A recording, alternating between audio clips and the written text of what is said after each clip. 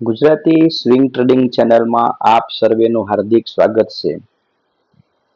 આ ચેનલ બનાવવાનો હેતુ એજ્યુકેશન પર્પઝ છે. ચાર્ટ ટ્રેડિંગ કઈ રીતના કરવું તેનો 15 વર્ષનો મારો અનુભવ આ ચેનલમાં હું આપી રહ્યો છું. અહીંયા ટોરેન્ટ ફાર્મા નું આજે આપણે ચાર્ટ એનાલિસિસ કરીશું. ખૂબ જ ટૂંકો વિડીયો રાખવાનો છે.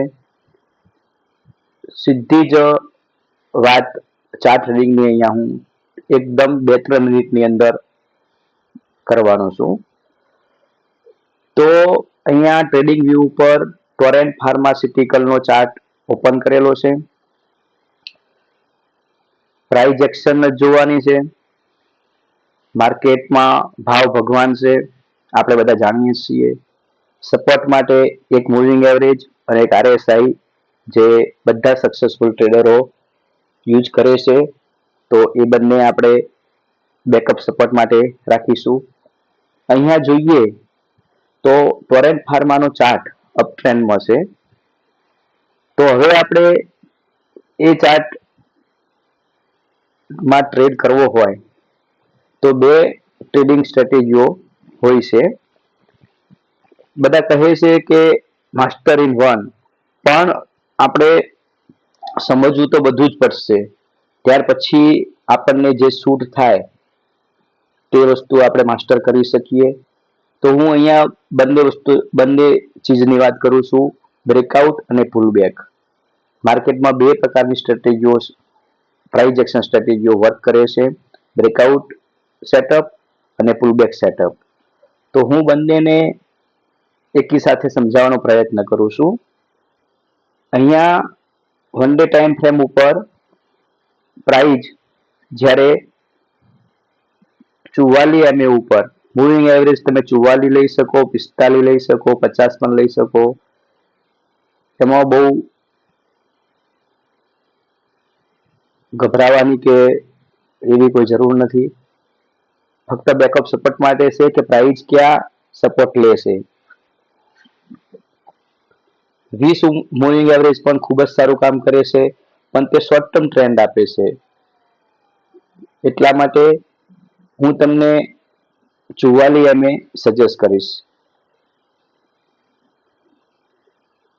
44 MA ઉપર જ્યારે અહીં પ્રાઇસ જે સપોર્ટ લીધો ત્યારે આપણે એની હાઈ ઉપર ગ્રીન કેન્ડલ જ્યારે બને તો એ કેન્ડલના હાઈ ઉપર આપણે બાય કરીશું, કેન્ડલની લોનો સ્ટોપ લોસ રાખીશું અને 1:3 નું ટાર્ગેટ માટે આપણે જઈશું, જે અહીંયા આરામથી એચીવ થાય છે. ચાર્ટ ટ્રેડિંગ ફક્ત એજ્યુકેશન પર્પઝ માટે છે. આમાં કોઈ બાય સેલ રિકમેન્ડેશન નથી. RSI નો ઉપયોગ આપણે રાઇડ કરવા માટે પ્રોફિટને કરી શકીએ કે જ્યાં સુધી RSI 60 નીચે ન આવે ત્યાં સુધી 1:3 પર 50% પ્રોફિટ અને ત્યાર પછી 50% પ્રોફિટને ટ્રેડ કરી શકાય. જે વ્યક્તિગત રહી શકે, જે તે ટ્રેડરની સાયકોલોજી ઉપર ડિપેન્ડ કરે છે. બ્રેકઆઉટ ટ્રેડિંગ સેટઅપની વાત કરું તો મૂવિંગ એવરેજ ઉપર જ્યારે 3-4 કેન્ડલનું કન્સોલિડેશન થાય અને એ 3-4 કેન્ડલનો જ્યારે એની ક્લોઝ ઉપર હાઈ એબવ ધ કેન્ડલ અથવા ક્લોઝ ધ કેન્ડલ ઉપર આપણે બાય કરીને તે સ્વિંગ લોનો સ્ટોપ લોસ રાખીને, એનો સ્ટોપ લોસ થોડો મોટો આવશે પરંતુ આની એક્યુરેસી વધારે છે. પુલબેક સેટઅપ કરતા થોડો મોંઘો આપણને ભાવ મળશે, પરંતુ એક્યુરેસી આની બહુ સારી આવે છે અને 1:3 આરામથી આમાં ટાર્ગેટ એચીવ થાય છે.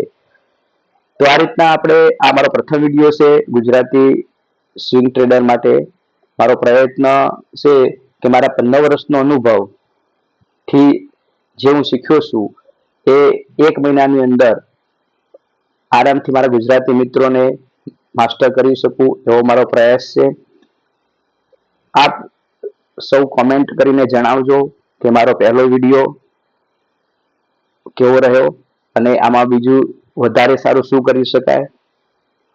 તો ફરીથી દરેકને આભાર વ્યક્ત કરું છું. જય હિન્દ.